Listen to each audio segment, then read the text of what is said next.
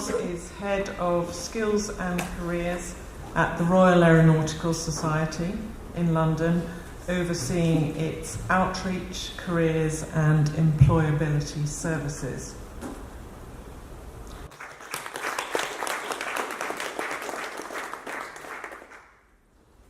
So, very briefly, if you're not aware of the Royal Aeronautical Society, I'm a bit of an imposter today because I'm not here as an employer, but we are a professional body who looks after the people who work in aerospace and aviation. And for us, that is a very broad church. It includes a very active space group, one of our 22 specialist groups. And we do all kinds of work to promote the professional standards and to share knowledge as a learning society across the sector.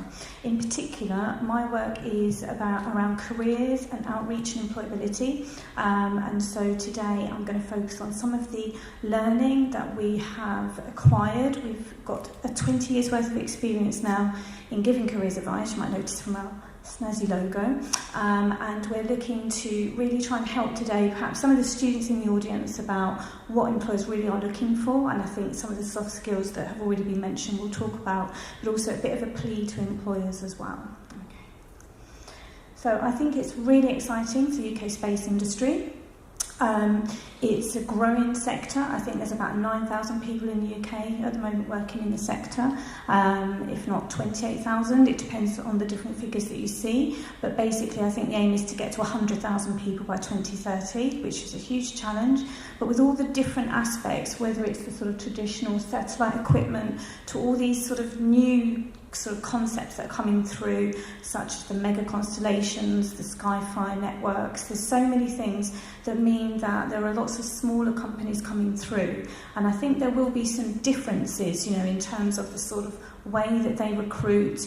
The soft skills will be the same, but the way that they're weighted might change and the way they're used might change. And obviously there'll be challenges to how things are done. Also, of course, we've talked a lot about STEM and engineering today, but there are lots of other opportunities from the growth for regulation, law. We have a thriving law group at the Society, and as you can imagine, there's always someone who pays when something goes wrong. So there's lots of people making lots of money out of that. So again, there's all kinds of opportunities for people, not just your traditional STEM graduates, but also people interested in business, commercial regulation as well. And I think there's a lot to be learned from the kind of traditional aviation and aerospace sector as well. Now, talking of which, the UK aerospace industry. So now I'm talking much more about, obviously, aircraft manufacture and operations. But it is the second biggest manufacturing industry in the world, only second to the States, and therefore the biggest in Europe, which is a bit controversial for any French or Germans, but it's a big sector. So there's a lot of opportunity for UK space to basically align themselves with aerospace because there's so much transfer of knowledge and people as well. So I think it's exciting. Now, in terms of graduate employment, excuse me, I'm rubbish with microphones. In terms of graduate employment, the space employers, if you take your large sort of employers that we've got here, particularly today, most of them do have, as we've seen, these traditional sort of recruitment opportunities, be it graduate schemes or internship schemes as well. Now, most of those receive thousands of applications, and Airbus hinted at that today. I think it was over 7,000 applications for 49 posts. Now, I'm not going to do a dynamic, I'm not going to do maths on the spot, but that's a low success rate for those who are applying. So you've got to be creative in your job search, you know. Not everybody in this room will get onto one of those schemes, but you will get to work within the sector if you keep trying as well. There's obviously, though, with these growing companies, and as Shafali, he's talking afterwards, coming from a very different mindset, more and more opportunities for people who may be employers that don't have that number of applications. They may be hard to find. Kathy mentioned with the SPIN programme, you know, trying to reach out to SMEs in particular, but those companies won't be receiving applications in the thousands, and they will have a very different recruitment process. So as a graduate, you need to be very flexible because you're going to be doing online application forms for your bigger firms, and those are going to take you a long time. They're not easy to do and they're time consuming, but you might also need a really good CV, or even a more, you know, maybe you have to sort of do something very different to be attractive to some of the entrepreneurial type firms that are out there as well. Okay. So what I think is a really important message, if nothing else from my presentation gets across, is that your qualification is important. It's obviously what gets you into your field, and you do need to do well. You know, most of the big graduate schemes do demand a 2-1 or above, so that is important. But you are more than a qualification. You are all the softer skills, the commercial acumen, the things that make you a human being and make you able to get on with other people in the workplace, able to deal with the problems that you're going to face in the workplace. Not every day is a great day. Sometimes things go wrong. So you've got to be able to deal with that. You've got to deal with people that don't always do things that you want them to do for you. Sometimes you have to do something you don't want to do. So how do you cope with those different, sort of those different situations? How do you deal with people who have different way of doing things to you, different cultures as well? And what you'll see in the recruitment process, whether it's the application form, your CV, the interview, you will be constantly asked to give examples of times you've used these skills. So you've got to start to get to know yourself. You need to know what have you done that would be of interest to an employer, and how would you articulate that during the recruitment process. Okay? And employers, they ask you a lot of questions. Okay? Another way of looking at it is this idea of leadership, and of course a lot of the young people we speak to, they want to be the boss, they want to be the best. That's why they've gone to university and they're studying hard, they expect to get something for it, and they want to be managers of the future.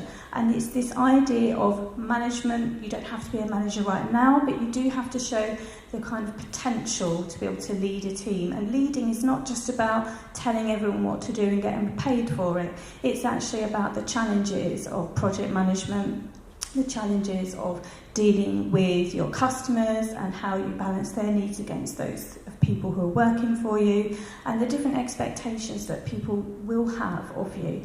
And of course, this is such a European, if not international, sector for the UK space industry, so you'll be dealing with different cultural challenges, like linguistic challenges as well. Not everything is easy, so this is why those softer skills are what are being challenged during the recruitment process. Okay, it is a bit of a lecture here, but that is so important. Okay, this is what sets you apart from other people. Now, if you're thinking, how do I get all of that across? The first thing you might want to start with is your CV. And as a very quick tip, I won't go through all of this in detail, but 2 pages is about what you should be doing for an employer. Any longer, it can start to get not read, basically. A lot of the time people won't have the time for you. Any shorter, and you don't get that chance to really highlight the softer skills, I think. You might do it. There are good 1-page CVs around, but you really need to start thinking about how to get a structured approach to your applications as well, and to include your academic prowess, your success academically, alongside other examples from the world that you're in, and to be proud of your achievements and to be proud of things you've done both at university and outside of university as well. Now, when it comes to online applications, I always use this really hideous picture, and the reason for that is that for most career advisors and students alike, this is why. Why do we have them? They're quite a torturous process, and they're very time consuming. But from an employer perspective, if you are receiving 7,000 applications a year, it's not going to be easy to look at 7,000 CVs individually. So what these systems do, and they're not usually produced internally, they're usually produced externally by specialist organisations, but they help them to sift through the initial applications, and the focus is obviously on being able to ask people the same questions. With a CV, it's a very individual thing. With an online application form, it can be a little bit more sort of, based around the same facts. It helps to distinguish people. It will stop people applying in different ways, but some of the time it's simply preparation. And so sometimes students think this is only going to take an hour or 2, and actually when they go online they realise this could be a week's worth of work, and therefore they miss the deadline because they haven't prepared for the amount of time it takes. So another tip is, do not wait to the last minute. I know we hear that a lot, but you may need to get some advice from a careers advisor at university. You can also come to the Society's careers team, we can help you, but you will find it takes a little bit of time to get used to these questions, because they're not the same sort of questions that you're dealing with on your course. Okay? Once you get to the interview, it's articulating them out loud. So you've done it on paper, can you now talk about it out loud? It doesn't end, you know. We also heard from Airbus about the use of aptitude tests, usually pre-interview now. It used to be at the interview itself. There's obviously assessment centres as well, and everything is about seeing how you interact in your group dynamics with other people. So you really do have to be well prepared. There's a lot out there on the internet to help you, but you know, this is quite a challenging process, particularly for the larger companies. When it comes to smaller companies, you may find a CV, a covering letter is sufficient to get you through to the interview stage, but you'll still be challenged on those softer skills. That won't change, I don't think. You might be lucky, and you might not have to do an aptitude test, and sadly I do see engineering students struggling with the numerical test as well, so they're not as easy as you might think, you know. But this idea of being able to talk to people and to be able to really bring across your ideas, it's really important. And as we know, not all engineers love verbal communication, so get practicing if you need to. Now, another important aspect, I think, is not just looking for jobs in the usual fashion, particularly if you are interested in not just going for the big graduate schemes, but the SMEs, you know, where are all these hidden vacancies that we're always talking about? And it's this idea of networking, and obviously the UK Space Conference is the kind of example of taking advantage of the opportunities to meet people face to face. You know, you're not going to be able to talk to the chief technical officers of an organisation by phoning them up on a Monday. They're very busy people. But once they're in a room like this, they do want to talk to young people. They do want to see the next generation coming through.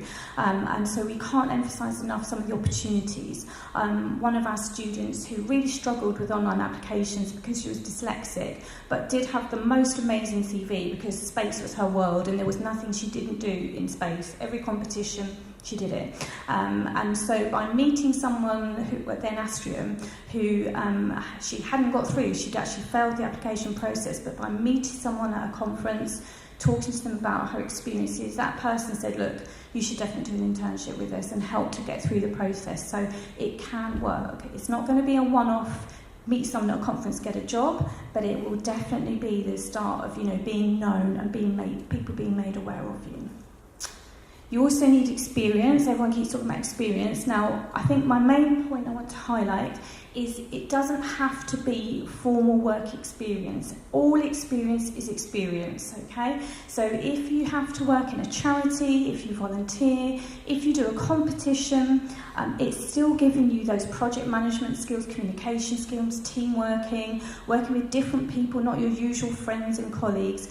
All of those experiences can count, and there are so many ways you can do it. You could be doing your own clubs, your own societies, you could be volunteering for some of the professional bodies like the Royal Aeronautical Society. And if you have a part-time job and that's all you have time to do, then fair enough, use your part-time job. So don't be afraid to use a job in retail or hospitality to highlight your softer skills for an engineering employer. It can be, and often is, as useful as some of the other things you've done, okay?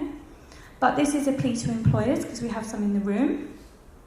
We are sometimes the devil's advocate at the Society. We work quite closely with employers on things like the AGP, and we hear about the skill shortage quite frequently, if not every day. And we accept that obviously we have some challenges to getting the right people into the right jobs. But we also hear from the students who themselves are struggling. And, you know, these are people working hard. They've done their STEM qualification. They listened when we said we want people to do STEM. They went out and did it. But then they suddenly actually find it's not easy, particularly to get your first, say, apprenticeship or graduate job. There are higher numbers of applicants potentially than there are vacancies, or at least advertised vacancies. So please think about what can we do to work closer together.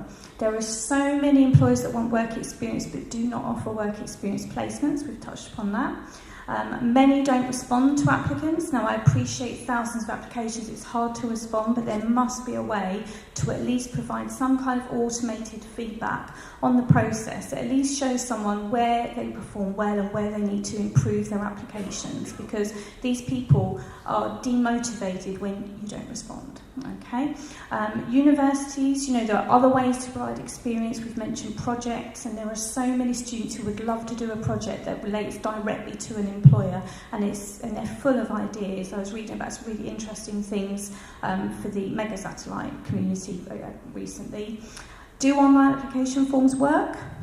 Are you sure? I'm not saying they don't, but perhaps they could be reviewed. They are all different but the same, and they are very time consuming for students who often have to balance study and part-time jobs for financial reasons. And I'm not sure they don't always reinforce unconscious bias. I can see that sometimes the same sorts of graduates are always getting through the process, and I'm not sure if they really do help some of the more, rounded, different applicants stand out. So it's just a question for employers. And obviously, space, we're not seeing the same number of apprenticeships coming through maybe that we're seeing, say, in the aeronautical aviation sector, and the apprenticeship levy really gives an opportunity, I think, to help, redefine the way we recruit young people from both, school, from university and postgraduate as well. Okay? And that's it from me. In terms of the students in the room, we can provide you lots more help and advice. We offer a completely free careers service with CV and recruitment advice and what have you. We've got Careers in Aerospace Live, our big annual recruitment fair this autumn, which is free for anyone to attend. And in terms of employers, we do have our own committees and groups as well, and we're always ready to listen to ideas and to try and help where we can. So hopefully I've not run over because I tried to shove a lot in there. Thank you very much. Thank you very much to Ross.